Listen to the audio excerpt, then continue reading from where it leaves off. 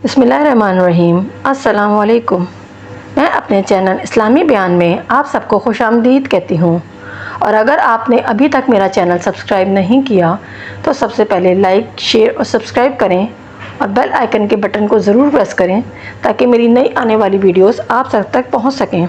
آج میں آپ کو اس ویڈیو میں فطرانے کی اہمیت اور اس کی ادائیگی کے بارے میں معلومات فراہم کروں گی۔ ویڈیو کو اینڈ تک دیکھیے گا تاکہ آپ فطرانے کی صحیح ادائیگی کر سکیں اور صحیح اور مستحق تک پہنچا سکیں۔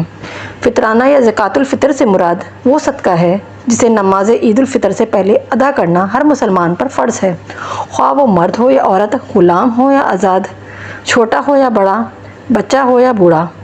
ہر مسلمان اپنے اور اپنے اہل خانہ کی طرف سے فطرانہ ادا کرنے کا پابند ہے، جن کی وہ قانونی طور پر کفالت کرتا ہے۔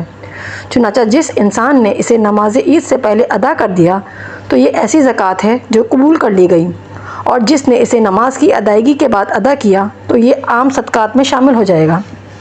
جیسے عام دنوں میں صدقہ دیا جاتا ہے تو فطرانے کی ادائیگی کی شرط یہ ہے کہ اسے اس وقت ادا کریں تاکہ فطرانے کا مقصد پورا ہو سکے۔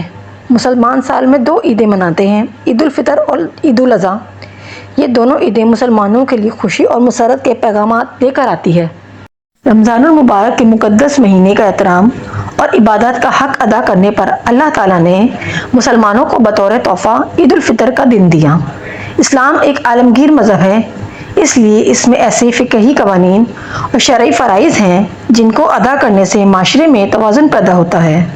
مثلاً زکوٰۃ جو امیروں سے لے کر غریبوں میں تقسیم کی جاتی ہے، اسی طرح فطرانہ ہے جو زیادہ تر لوگ عید کے دن نماز سے قبل ادا کرتے ہیں، لیکن اصل وقت فطرانے کا عید سے چند دن قبل ادا کرنے کا ہوتا ہے تاکہ غربا اور مساکین احساس کمتری کا شکار ہونے کے بجائے خوشی خوشی سب مسلمانوں کے ساتھ عید الفطر منا سکیں، اپنی ضروریات کو فطرانہ اور صدقات سے پورا کر سکیں۔ حضور اکرم صلی اللہ علیہ وسلم نے جب پہلی بار عید الفطر کی نماز ادا کی تو اس کے بعد اسے کبھی بھی ترک نہ فرمایا، کیونکہ عید خوشی کا دن ہوتا ہے، اور خوشی کے دن کو جب آپ اللہ تعالیٰ کی عبادت سے شروع کرتے ہیں تو عید کی خوشی کے ساتھ ساتھ آپ کی روح بھی مسرور ہو جاتی ہے۔ لیکن بعض بد نصیب لوگ وہ بھی ہیں جو عید کے دن کی سعادت کو بغیر نماز کے گزارتے ہیں۔ حضرت وہب بن منبع سے مروی ہے کہ ہر عید کے دن ابلیس چلا کر روتا ہے اور دوسرے شیاطین اس کے ارد گرد جمع ہوتے ہیں اور پوچھتے ہیں، اے سردار، کیوں ناراض اور رنجیدہ ہیں؟ تو وہ کہتا ہے کہ اللہ تعالیٰ نے اس دن حضرت محمد صلی اللہ علیہ وسلم کی امت کو معاف کر دیا، اب تم پر لازم ہے کہ انہیں پورا سال گناہوں کی لذت میں مبتلا کر دو تاکہ یہ اپنی زندگی اور آخرت تباہ و برباد کر سکیں۔ اللہ تعالیٰ نے عید الفطر کے دن جنت کو پیدا کیا۔ اس عید کے دن طوبہ یعنی فرحت کا درخت لگایا گیا، اور عید الفطر کے دن حضرت جبرائیل علیہ السلام وحی لے کر پہلی بار آئے، اور عید الفطر کے دن ہی فرعون کے جادوگروں کی توبہ قبول ہوئی۔ رسول اکرم صلی اللہ علیہ وسلم نے ارشاد فرمایا، جو عید کی رات کو اپنا محاسبہ کرتے ہوئے قیام شب کرے گا اس کا دل اس دن نہیں مرے گا جس دن دل مر جائیں گے۔ یاد رہیے کہ انسان خطا کا پتلا ہے، اس لیے رمضان مبارک میں ہم سے بے شمار خطائیں سرزد ہوتی ہیں، یعنی عبادات میں جو کمی رہ جائے، یا عبادات کی ادائیگی میں جو غلطیاں کوتاہیاں ہو جائیں، یا پھر عبادات کو بجا لانے میں جو سستی جان بوجھ کر ہوتی ہے، تو فطرانے کی ادائیگی سے تمام غلطیوں اور کوتاہیوں کو معاف فرما دیا جاتا ہے۔ اس لیے فطرانے کی ادائیگی کے وقت یہ نہ سمجھیں کہ آپ کوئی احسان کر رہے ہیں۔ آپ یہ بات ذہن نشین کر لیں کہ اپنی بخشش کے لیے آپ فطرانہ ادا کر رہے ہیں، اور اگر زیادہ سے زیادہ ادا کریں تو یہ بھی باعث رحمت اور غربا و مساکین کے لیے باعث خوشی ہوگا۔ اب سوال یہ ہے کہ فطرانے کا مستحق کون ہے، یا فطرانہ کس کو دیں؟ صدقہ فطر کی اہمیت اتنی زیادہ ہے کہ نبی کریم صلی اللہ علیہ وسلم نے ارشاد فرمایا کہ عید الفطر سے قبل پیدا ہونے والے ایک دن کے بچے کا فطرانہ ادا کرنا بھی بے حد لازم ہے۔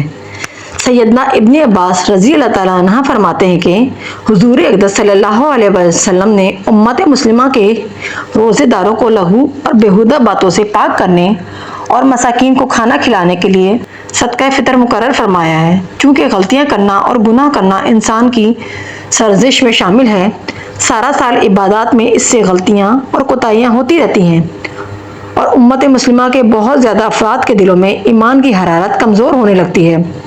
مسلمانوں کے دلوں کی بنجر زمین کو ایمان کی طاقت سے آباد کرنے کے لیے اور گناہوں کی بخشش کے لیے اللہ پاک نے رمضان اور فطرانے جیسے دینی امور کی ادائیگی کا حکم دیا ہے۔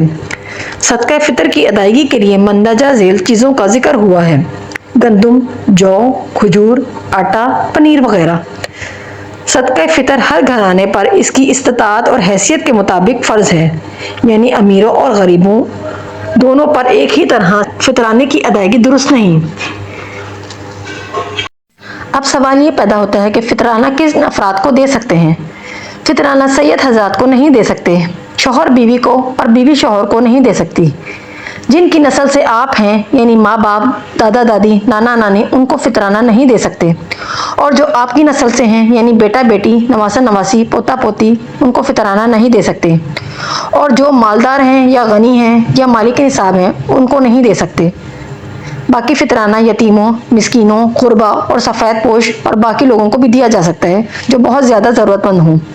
اللہ پاک ہم سب کی عبادات کو قبول فرمائے اور ہماری غلطیوں اور گناہوں کی مغفرت فرمائے، آمین۔